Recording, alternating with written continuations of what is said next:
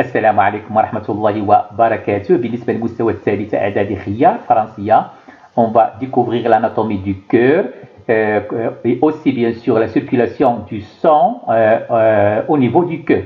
Donc notre cœur humain est un organe musculaire creux en forme de cône ayant environ la taille du poing fermé. Il pompe le sang dans tout le corps. Il bat normalement au repos à un rythme approximatif de 70 battements par minute.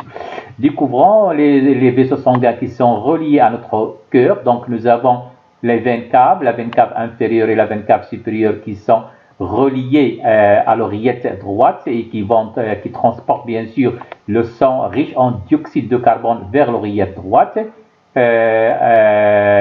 Celles-ci, ces vaisseaux sanguins, ils représentent les artères pulmonaires et sont reliés au ventricule droit et ils vont emmener le sang riche en dioxyde de carbone vers les poumons.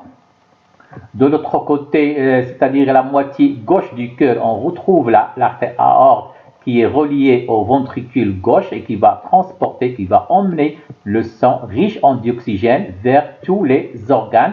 À ne pas oublier bien sûr, ces deux-là, ils représentent les veines pulmonaires qui vont transporter, qui ramènent le sang depuis les poumons vers, cette fois-ci, vers l'oreillette gauche. On retrouve ce qu'on appelle les artères coronaires, ce sont des artères qui enveloppent le cœur. Découvrons maintenant l'anatomie interne de notre cœur. Comme je l'ai déjà dit, notre cœur est un organe creux. Il est constitué de 4 cavités. Nous avons les 2 oreillettes et les deux ventricules. À remarquer bien sûr, à noter que la moitié gauche du cœur ne communique jamais avec la moitié droite du cœur. Peut-être vous le savez bien sûr que au niveau de la moitié droite du cœur, on retrouve le sang riche en dioxyde de carbone, alors que au niveau de la moitié gauche du cœur, on retrouve le sang riche en dioxygène. On va le voir. Donc le sang va arriver, avant de parler de la circulation du sang au niveau du cœur, découvrons les valves. Nous avons ces valves auriculo-ventriculaires qui se trouvent entre l'oreillette droite et le ventricule droit, qu'on appelle les valves tricuspides, alors que toujours au niveau entre l'oreillette et le ventricule, mais cette fois-ci la gauche, on retrouve ce qu'on appelle les valves mitrales. Au niveau de l'artère pulmonaire, on retrouve les valves pulmonaires, et au niveau bien sûr de notre artère aorte, on retrouve les valves aortiques. Alors, les cavités, comme je l'ai déjà dit bien sûr, nous avons l'oreillette droite, le ventricule droit, l'oreillette gauche, le ventricule gauche. Bien sûr, l'oreillette droite communique avec le ventricule droit, alors que l'oreillette gauche communique avec le ventricule gauche. Voyons maintenant le mouvement, la circulation du sang au niveau du cœur. Donc le sang riche en dioxyde de carbone sera emmené depuis tous les organes, bien sûr, par la veine cave supérieure et la veine cave inférieure vers l'oreillette droite. Les valvules auriculo-ventriculaires pendant la systole auriculaire, la contraction de l'oreillette, ils seront ouverts, comme vous allez le voir, ce qui permet bien sûr le passage du sang de l'oreillette droite vers le ventricule droit.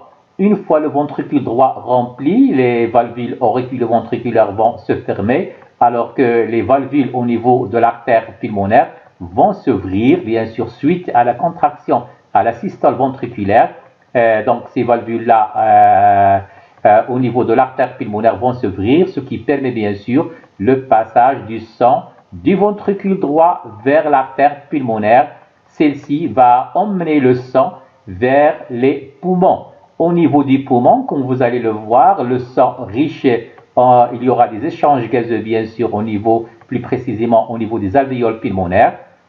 Le sang va se débarrasser de dioxyde de carbone, il sera chargé en dioxygène, voilà, effectivement. Il va revenir cette fois-ci par les veines pulmonaires, mais il va se diriger vers l'oreillette gauche. Une fois l'oreillette gauche se remplit de sang, bien sûr, et suite à la systole auriculaire, à la contraction de l'oreillette, les valvules auriculo-ventriculaires vont s'ouvrir, ce qui permet le passage du sang depuis l'oreillette gauche vers le ventricule gauche une fois le ventricule gauche est rempli de sang, sang oxygéné comme vous le constatez, les oreillettes auriculo-ventriculaires vont se fermer alors que les valvules qui se trouvent au niveau de l'artère aorte vont s'ouvrir suite à la systole ventriculaire, à la contraction du ventricule bien sûr, et ceci va permettre bien sûr la propulsion du sang dans l'artère aorte, sang riche en dioxygène vers tous les organes du cœur bien sûr. À noter bien sûr que les valvules jouent un rôle très important, ils permettent la circulation du sang au niveau du cœur toujours dans le même sens, toujours on retrouve les veines, oreillettes, ventricules, artères. De l'autre côté, veines, oreillettes, ventricules, artères. Donc le sens de la circulation du sang est toujours le même grâce bien sûr aux valvules cardiaques. Comme je l'ai déjà dit, le sens de la circulation est toujours veine, oreillette, ventricule, artère. Merci.